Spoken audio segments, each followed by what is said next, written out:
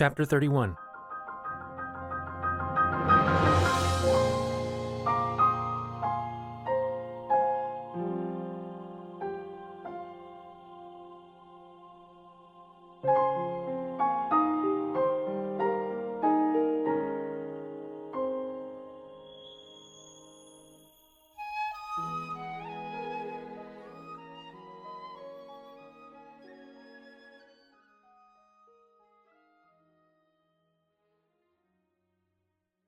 On the afternoon of the 8th day since leaving Rito Village, a full day and a half after the stone columns, Link and Cass finally came to the base of Rito Village.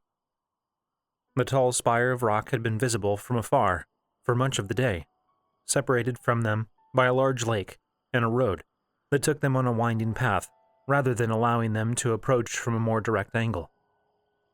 Link had suggested that Cass could fly home if he wished. He knew that the Rito missed his wife and daughters greatly. But Cass had merely shaken his head, stating that he would have time with them soon enough. He would see Link through this leg of his journey. Rito Village was larger than the name suggested, made up of what appeared to be hundreds of little huts built into a series of rings stacked atop each other on the way up a central rock spire. The spire was in the center of a large round lake, Lake Totori, and was surrounded by several smaller islands that each bore their own huts and homes, all connected by a complicated series of wooden bridges and ladders. Even the walls of the deep depression that the lake was in had their own wooden abodes built against them. All around, Link could see the avian people walking and gliding between buildings, passing over the lake, each with their wings outstretched. The sprawling city was set against a backdrop of a large snowy mountain range on the other side of the lake. The Hebra Mountains made up the entire northwest corner of Hyrule, providing an interesting counterpoint to Death Mountain, which was just as far north as these were. He wondered if the Elden region would be just as cold as the Hebra, if it weren't for Death Mountain's status as an active volcano. Interestingly, there was a small settlement of Hylians just outside of Rito Village as well as a particularly large stable. By the countless tree stumps and the stacks of thick logs, Link guessed that this was a logging community, perhaps even the primary supplier of the vast amount of wood used by the Rito in their constructions. Rito are not particularly good lumberjacks, Cass explained, when he saw Link looking at a cart full of logs. Our bones are more brittle than Hylians, so using axes tends to be dangerous. For many years we used saws, but then sometime in the past, long before the calamity, we decided to hire Hylians to work our forests for us. It was fascinating to watch. The Hylians themselves seemed different than others Link had seen. The air was much colder here than it had been to the east, so many of them wore thick clothing, but much of their clothing had been adorned with feathers of various shapes and colors. Their hair tended to be cut shorter, and a bit wilder. They even seemed to walk with a different gait here. More like, they almost look like Rito themselves, Link said, lips pulling into a curious smile. Yes, many of these men and women have spent their entire lives among us. There were, at one time, fewer Hylians living among us. But when the calamity forced the Hylians out of the central region, some chose to go west, rather than east. Link glanced up at Cass, who had turned his attention on the central spire, his home. He saw a longing in the Rito's eyes. Cass, Link said, why don't you go home to your family? It's getting late, so I'll stay the night here. I don't know if I have the energy to climb all the way up there right now anyway. Cass looked at him, hesitantly, clearly torn. Finally, he reached out and squeezed Link's shoulder. I'll speak to the elder as well. Let him know why you have come. Great. Why don't you come back in the morning and give me the tour? But for now, go be with your family. They don't know you're coming, right? Should be a good surprise. Cass chuckled softly. My daughters will likely annoy the neighbors tonight with their excitement. Finally, he nodded. Thank you, Link. I will see you in the morning. He turned away, approaching the edge of the cliff surrounding Lake Totori, spread his wings, and dove off, falling out of sight. A moment later, he soared up, flapping hard to gain altitude. He flew at a steeper angle, and Link thought he'd ever seen him do so before, clearly intent on getting home as quickly as possible. Link watched him quickly grow distant, joining the few other avian forms gliding around the city, and then turned away. He felt the memories at the edges of his mind, but he shied away from them. After what he had seen amidst the ancient columns, he felt as though he was no longer interested in seeing more of the past. He doubted he would have much of a choice in that matter, though. Already he had vague impressions of riding up to this very stable, alongside Princess Zelda, greeted by a contingent of Rito. No words had passed between them in that memory, and he was fairly certain that it had been the first time they approached the village after he'd been made her knight, rather than their second trip. He set about getting settled for the night. He hired the use of the stable for several nights, and was even able to get himself a private room by offering some of the uncut gemstones that he'd received from the Gorons in trade. He was fairly certain that they were worth far more than the room would have costed, but Bluto had seemed sincere in his promise to supply Link with more, should he need them. Once situated in his room, door shut and room's dresser pushed to the front of it to block it from unwanted entry, he sat down on the side of the bed, resting his elbows on his knees. He remained like that as night fell outside. The room grew chilly as night fell. There was no fireplace, but a pile of heavy blankets sat folded on the floor next to the bed. "Zelda?" he whispered in the dark room, eyes gazing out of the small window. As expected, Link received no reply from the princess. Did she still see him? Does she even care? He thought, scowling. Then he shook his head, sighing. Foolish. I can't dwell on the past like this. He tried to banish the dark thoughts, but only partially succeeded as he rose from his seat and pulled off his worn travel clothes.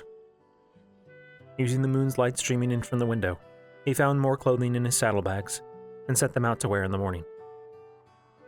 Finally, he settled himself in bed, pulling the blankets, which appeared to have been made with feather stuffing around them.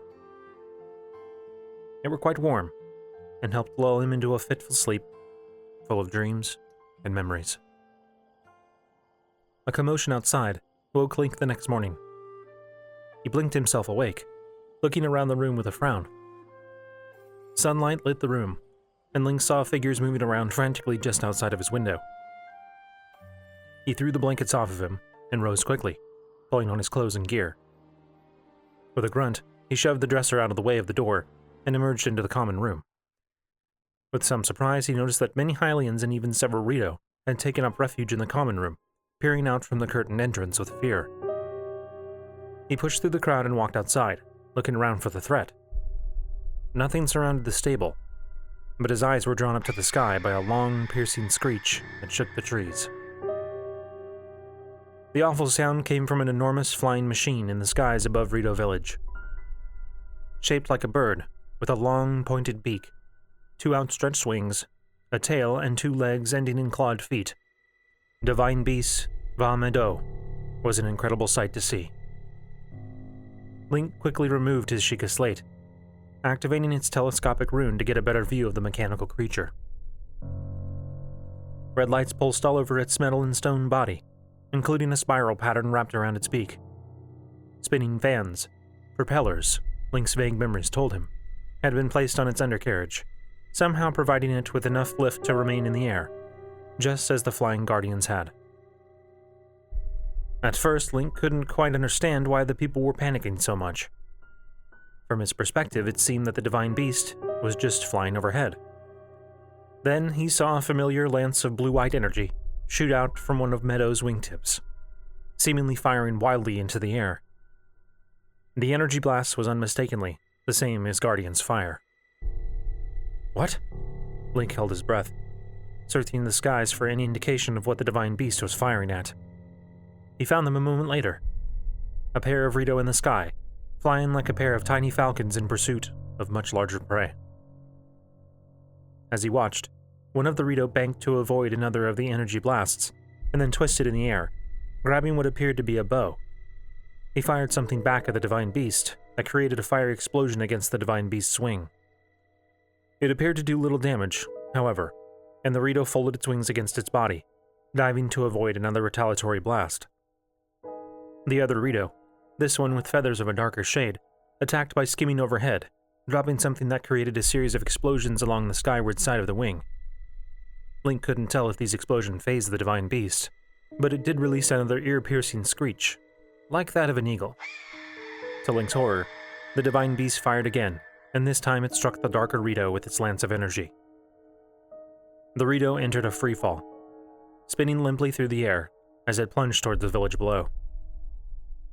Suddenly the other Rito, this one bearing white plumage, dove out of the air with blinding speeds towards the falling Rito. He reached out with his large talons, grasping the seemingly unconscious comrade, and opened his wings, flapping hard to slow their descent. They landed hard somewhere in Rito Village, out of sight behind the rock spire.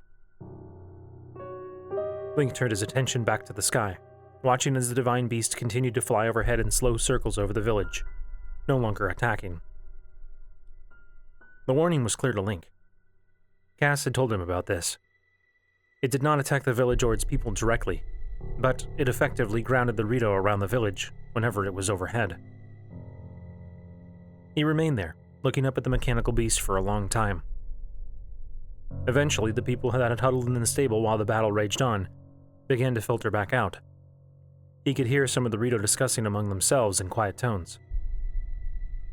Teba should have known better. Only going to make it angrier. Skies above. Path didn't look good. The Rito began to make their way towards the bridge leading up to Rito Village, and after a moment, Link decided to follow. He would find Cass when he got there. If anything was clear to him now, it was that he needed to deal with the divine beast quickly.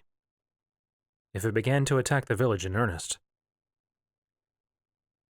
He made it halfway to the bridge when he saw Cass's tall form pushing his way across the bridge. He saw Link and made his way directly towards it. "Ah, Link," he said. "Good. I'm glad you're up. I imagine the Elder will wish to see you soon." Link nodded, his eyes drawing back up towards the flying divine beast. Where had it been when they arrived the day before? Perhaps among the mountains. Did it always fly? Or did it set down at times? If not, how exactly was he even supposed to board it? "I trust that you saw that spectacle," Cass said, his voice growing somber. "Are they all right?" "I don't know. From what I heard, the Elder tried to stop them from attacking it so rashly. One can only hope that they both survive." I can't blame them, Link thought, frowning. They're no different than Sidon or Bluto, trying to keep their people safe. They made their way across the series of bridges and into Rito Village. Link found the city to be a shock of color and noise. Despite the attack on the divine beast, the city bustled with Rito of all shapes, sizes, and colors. Their homes and shops were similarly fashioned with fabrics of every color imaginable. None of their buildings had doors, or even walls. Instead, most of them were huts with tall, pointed ceilings, held aloft by curved planks of wood. This left large gaps open to the air, many of which were covered by drapes and blinds that could be rolled up. "You sleep in hammocks?" Link asked, pausing beside one such hut and looking in. There were several hammocks strung up on the sides of the room, with various pieces of furniture arranged underneath them. It didn't seem that the Rito valued privacy very much. "Did you expect we sleep in nests?" Cass said, smiling wryly. Link flushed, shaking his head. "No, I didn't expect hammocks." They continued their climb higher into the city. The stairs that led up to the different levels were not all centrally located, but instead were spread throughout the city, which gave Link a chance to get a feel for how the city functioned. He noticed that now there weren't any Rito flying between the different levels, or across the lake to the outer rings of towns. The atmosphere felt tenser, with Meadow flying overhead. By now, Link was growing familiar with that feeling. He had seen it in Zora's domain, and Goron City as well. The furtive glances, the whispered tones, the way that people darted from place to place, always in a hurry, never wanting to dawdle for long. The feel of a people oppressed. He looked up, He couldn't make out the entire divine beast due to the levels of the city overhead, but he caught a glimpse of its wing as it wheeled lazily through the air. It released another angry cry. "Poppy!" He looked down to see a small, purple-feathered child rush out of one of the huts they neared. She was followed by a chorus of, "Dad!" as 4 other Rito children all hurried out of the hut, each a different color and size. Cass was soon surrounded by the children, looking quite pleased as he bent down, sweeping all 5 of them up with his wide wings. Link took a step back to give Cass space as he greeted who he assumed to be the Rito's children. They were followed out by a slender Rito woman with teal coloring. She smiled fondly at the children, but she wrapped her wings around her body in an anxious way. Link saw her eyes flick up towards the divine beast. "Ah," Cass said, rising and patting his daughter's head. "Amali, this is whom I told you about. Link, this is my wife, Amali." "So I have to thank you for bringing my husband back to me," Amali said, smiling and stepping forward, offering her wing for Link to shake. "Oh, you're the one that's going to fight Meadow," one of the children suddenly said. The tallest of the children with red coloring flapped her wing at her sister. "Dad said not to talk about that, Genli." Link hesitated, glancing between Cass and Amali, before looking down at the 5 Rito children, all of which had suddenly turned their attention on him. They had a strange mixture of fear and hope in their faces. "That's right. I'm here to stop Meadow, causing so many problems." "But you don't even have wings. How are you even going to get up to it?" one of the other daughters asked. This was the same one that had rushed out to greet Cass first, the small purple one. Cass chuckled and patted her head fondly. "We'll make sure he can get up there. Don't worry." He looked at Amali and smiled apologetically. "Amali, if you could... I fear I must get Link to see Elder Kennelly. In light of this morning's events, I feel it might be the best time to broach the subject with him again." She nodded and swept her wing back towards the house. "Girls, let's let your father and Mr. Link go for now. You still have some schoolwork that you need to complete before you practice singing." A chorus of ahs followed this pronouncement, but a fierce look from their mother sent the girls scrambling back into the family home. Amali stepped closer to Cass, and they pressed their foreheads and beaks together in a show of affection. When she pulled away from Cass, he smiled at Link. "It was nice to meet you, Link. I hope you will join us for supper. I was able to catch some fresh fish this morning, before that thing arrived again." Link agreed, and he and Cass moved up to the next level of Rito Village. Inside, sitting on a wooden rocking chair, was a tall, round Rito. The elder had a long white beard and a pair of long, feathery eyebrows that extended out past his head. He had a small hooked beak, rather than the larger beaks that many of the other Rito had. Link wasn't sure if there were different species among the Rito, but he thought that the elder bore a distinct resemblance to an owl. The elder was speaking to another Rito. This one had white feathers running all the way down his body, with the exception of dark gray feathers at his wingtips and tail. The feathers atop his head curved up to form a spiked appearance. While most of the other Rito that Link had seen had worn simple clothing of colored fabric across their breasts and waists, this one wore leather armor and had a bow slung across his back. He bore the unmistakable appearance of a warrior. Link thought that he recognized him. "Warned you of dangers of attacking the divine beasts. And now look at what has come of it, Teba. Hearth is barely hanging on to life. And all you have accomplished is angering the beast." The elder's voice carried out of the hut to the wooden walkway that Link stood upon with Cass. He glanced up toward his companion, but Cass only shook his head, holding out one of his wings to forestall their progress and to see the elder. The other Rito, named Teba, shook his head, and Link thought he saw his feathers expanding out some, making him look larger. He swung his wing in a cutting motion. "We're all barely hanging on to life. We're barely able to gather fish from the lake anymore. We can't teach our children how to fly, and even the mountains have become off limits now that Meadow has started attacking us there. We have to do something, Kennelly. No, I will not have you bringing down its wrath on all of us with your rash actions. I told you before that you were not to launch another attack on it, and you ignored me. I will not stand for it," the elder said, leaning forward in his chair. He too had grown larger, his feathers puffing out.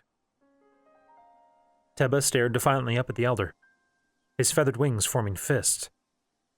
"I'm not going to stand back and watch as we waste away. There's barely enough food to go around as it is. What will we do when the next batch of hatchlings arrive? There is already talk among the outer settlements about migrating east." He paused as the elder's expression showed grief and confusion. "You've heard, haven't you? The divine beasts to the east have stopped raging. Someone figured out a way to calm them. We can do the same." Cass apparently decided that was as good an entrance as he could have asked for, because he suddenly cleared his throat loudly and stepped forward into the elder's hut. Both Teba and Kennelly stopped their arguing, turning to look at Cass in surprise. Neither of them had even noticed him and Link staying just outside. "Elder Kennelly, Teba, I apologize for interrupting your discussion, but I believe that I have brought someone that might be able to provide a valuable service with regard to the divine beast." Cass turned back and outstretched his wings toward Link, who stepped into the hut beside him. "Please let me introduce you to Link, the one responsible for saving both the Zora and Goron peoples from their respective divine beasts." The silence stretched as both of the Rito gazed at Link and Cass. Teba especially stared hard at Link, looking him up and down with a critical expression. Link wished he had worn something more imposing than just his Zora sword and Telma's tunic. Maybe this had been the right time to pull out the champion's tunic again. Suddenly, Teba pushed past Cass to stand in front of Link, fixing him with an even fiercer stare. "Is that true?" he asked, voice gruff. "You stopped the other divine beasts?" "Yes." "How? What did you do? How did you get past the defenses?" Teba leaned a little closer, looming over him. Link met Teba's golden eyes with his own, trying to project equal confidence. "Each divine beast is different, but once the defenses were disabled or destroyed, I boarded it and destroyed the creature that is controlling it." The only reaction that Teba gave was a slight widening of his eyes. "Do they have a weakness? Something that I need to look out for on my next attack run?" "Teba!" Elder Kennelly's voice pierced the air, and Teba stiffened, expression growing dark. "That is enough. As I told you, you are not to attack the divine beast again. It's too dangerous. If it decides to attack the village in retaliation, then we will be helpless against it." "Kennelly, that is my final word. We will figure out a way to deal with the divine beast without resorting to brazen attacks." Teba stared at the elder for several tense seconds, hands clenched into fists. Finally, he whirled, fixing Link again with his glare. "Come find me when you are finished here. I want to know more about how you stopped the other divine beasts." He glanced up at Cass, nodding curtly, and then shoved past Link and out of the hut.